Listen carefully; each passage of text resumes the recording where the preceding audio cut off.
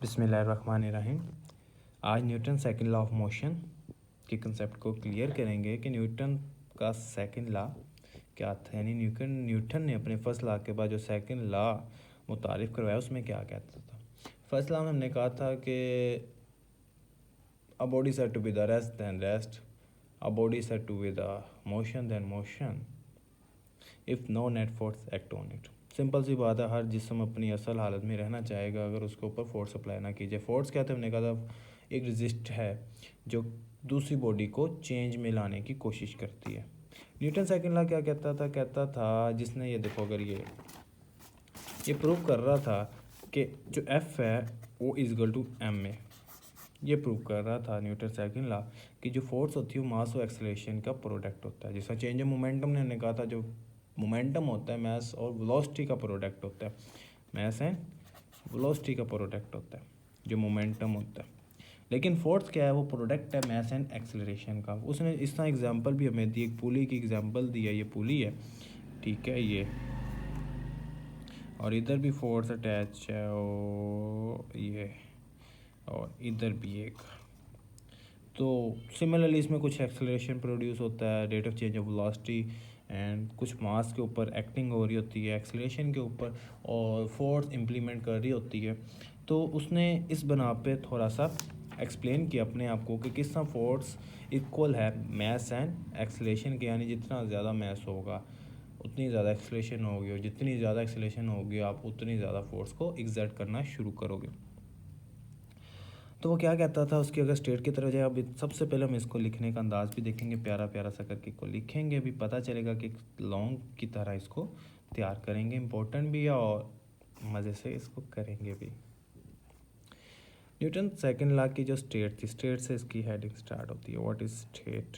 Writing थोड़ी सी गंदी है, बहुत गंदी है, थोड़ी नहीं, लेकिन हमने कोशिश करनी है कि इसको प्यारा प्यारा करके लिखना है। इसकी स्टेट क्या कहता है जी, अनलॉक्ड व्हेन, देखो व्हेन अ नेट फोर्स का है। राइटिंग थोड़ी सी गंदी है तो इग्नोर ज़रूर कीजिएगा राइटिंग को अपनी, लेकिन फोकस हमने स्टडी के ऊपर रखना है। नेट फोर्स जो हमने अप्लाई करनी है, यानी वो फोर्स जो अप्लाई होने वाली है, नेट फोर्स किसके ऊपर अप्लाई होने वाली है, acts upon a body, acts upon a body, ठीक है, एक्ट्स अपॉन अ बॉडी। तो क्या कहता है, एक्सेलरेशन प्रोड्यूस होता है। ये देखो ना, ये मार्कर है, इसके ऊपर फोर्स अप्लाई करूँगा तो ये मूव करेगी, तो मूव करेगी तो क्या प्रोड्यूस होता है, एक्सेलरेशन प्रोड्यूस होता है। Disturbance ignore and acceleration is produce. Acceleration क्या होता है, प्रोड्यूस। अब देखो मैंने इसके ऊपर फोर्स अप्लाई किया, देखो इस तरह फोर्स अप्लाई की, ये एक मैं पेज लेता हूँ, वो तेरा चला, ये देखो मैंने इस तरह फोर्स अप्लाई किया, यानी मेरी फोर्स की डायरेक्शन क्या थी, ये तो मार्कल भी मूव किया इसी डायरेक्शन को मूव किया। यानी जिधर फोर्स अप्लाई की, जो मार्कल था जिसके ऊपर फोर्स कोई भी हो, मार्कल हो कोई भी बॉडी हो, जब किसी जिसम के ऊपर फोर्स अप्लाई करूँगा, फोर्स जिधर अप्लाई करूँगी, जिधर फोर्स की डायरेक्शन होगी, आप देखोगे एक्सेलरेशन भी उसी डायरेक्शन में प्रोड्यूस होगा। तो क्या है, when net force act upon a body and acceleration is produce, acceleration is produce किधर, in the direction of force.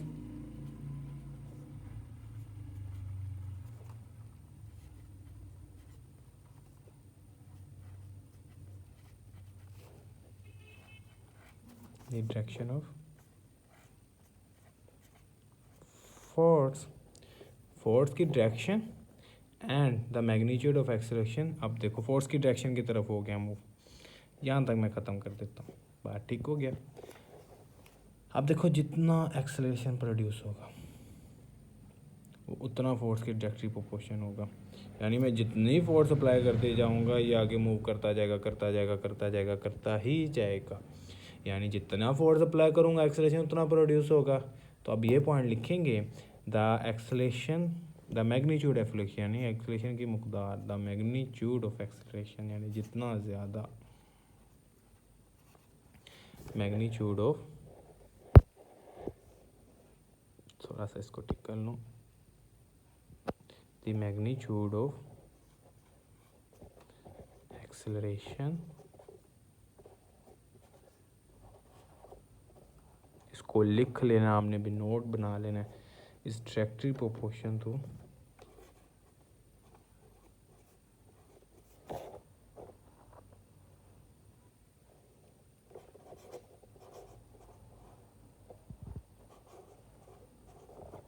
लिखने में थोड़ी सी मुझे प्रॉब्लम हो रही है, उसकी वजह क्या है, मोबाइल मैंने अपने चेहरे के सामने रखा हुआ है।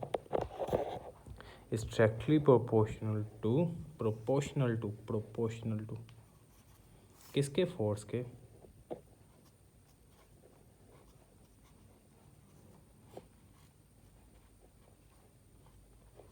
फोर्स के डायरेक्टली प्रोपोर्शन होता है, और इन्वर्सली प्रोपोर्शन टू दी, जो एक्सेलरेशन है फोर्स के डायरेक्टली प्रोपोर्शन होगा और मास के उतना ही इन्वर्सली प्रोपोर्शन, एंड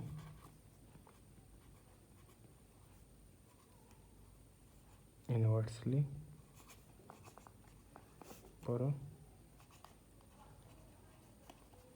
प्रोपोर्शनल, नेटिंग देखो मजीद गंदी आने लग गई है, प्रोपोर्शनल टू किसके इन्वर्सली प्रोपोर्शन होता है, मास के, ऑफ दी बॉडी। अब देखो इन्वर्सली प्रोपोर्शन में इसके कैसे होगा, आप अगर बाइक स्पीड चला, बाइक, अब देखो बाइक का पहले वजन देखना कितना है, जब बाइक के ऊपर बैठते हो, जब फोर्स अप्लाई करते हो, बाइक रन छना करते हो, यानी एक्सेलेरेशन प्रोड्यूस करती है। जितनी आप स्पीड से जाते होगे आपको बाइक का वजन महसूस नहीं होगा, वो हैवी बाइक हो वो कार हो, ठीक है। इसका मतलब ये हो कि यानी मैस उसका इन्वर्सली कम होना, हमें फील कम होता है, जितनी ज़्यादा फोर्स होगी जितना ज़्यादा एक्सेलेरेशन होगा। अब इनकी रिलेशन करते हैं, इनकी रिलेशन की जो हमने बात की है उसका आपस में क्या ताल्लुक़ है, रिलेशन आपस में ताल्लुक़ क्या है। देखो उसने कहा था जो एक्सेलेरेशन है वो डायरेक्टली प्रोपोर्शन है एफ के, एंड और क्या कहा था कि जो एक्सेलरेशन है वो इन्वर्सली प्रोपोर्शन है 1/m के। इनको कंपैरिजन करता हूँ मैं, कंपेयर करता हूँ बहुत को, तो रिलेशन क्या आती है मेरे पास, जो ऊपर हेडिंग दी है उसको सेटिस्फाई करने के लिए कंपेयर किया, तो हेडिंग क्या आई, a directly and inversely proportion to f/m, ठीक है। यहाँ a is equal to, directly proportion का साइन खत्म हुआ, कोई ना कोई कांस्टेंट वजूद में आ गया जिसे न्यूटन कांस्टेंट भी कहते हैं, f/m। यहाँ तक आई समझ बच्चों आप लोगों को।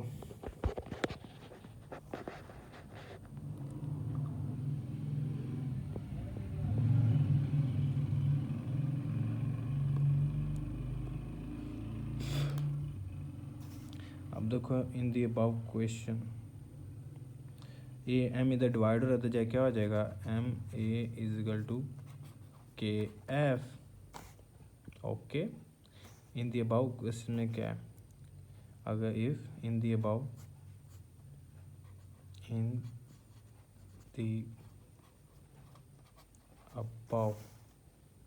इक्वेशन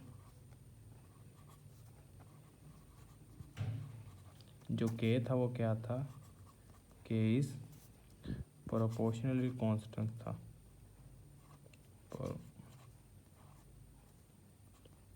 प्रोपोर्शनल कांस्टेंट था, प्रोपोर्शनली कांस्टेंट था,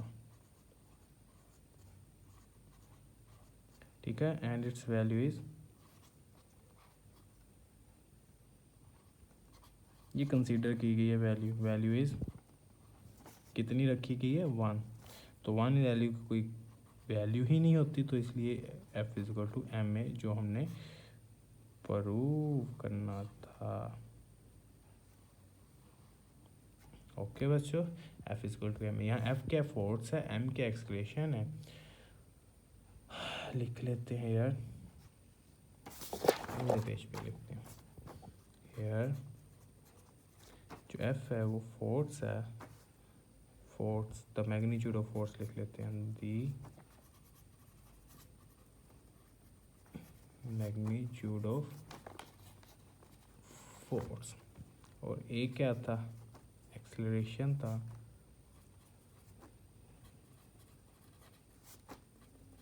ठीक है, वो प्रोड्यूस बाय फोर्स, और एम क्या था, प्रोडक्ट ऑफ ये मैस ऑफ द बॉडी। यहाँ यूनिट की बात करें, यूनिट ऑफ फोर्स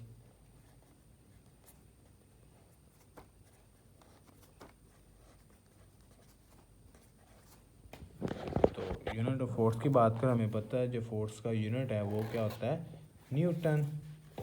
जो फोर्स का यूनिट है वो क्या है, न्यूटन है।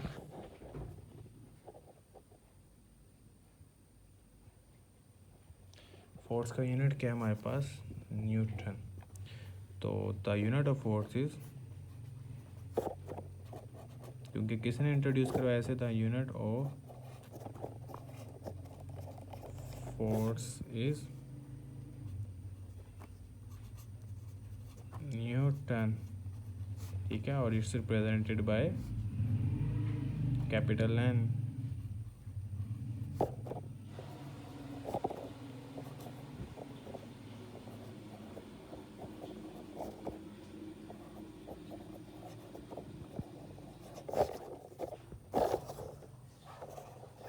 Capital N is represented by capital N.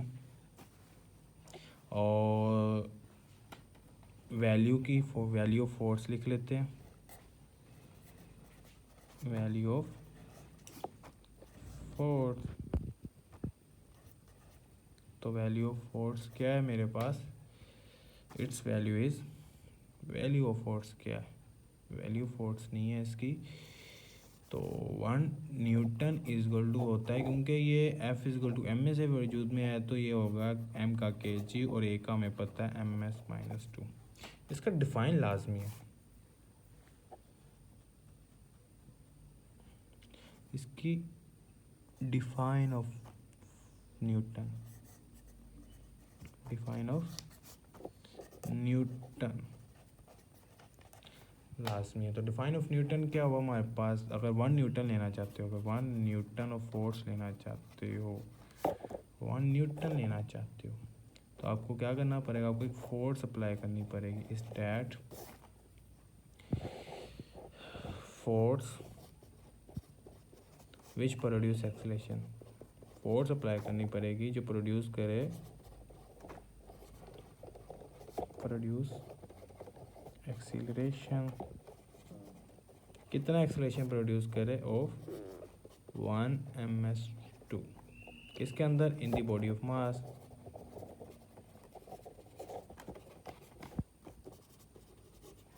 ठीक है, ये आज तैयार हो गया, ठीक है, और जज़ाकल्लाह खैर।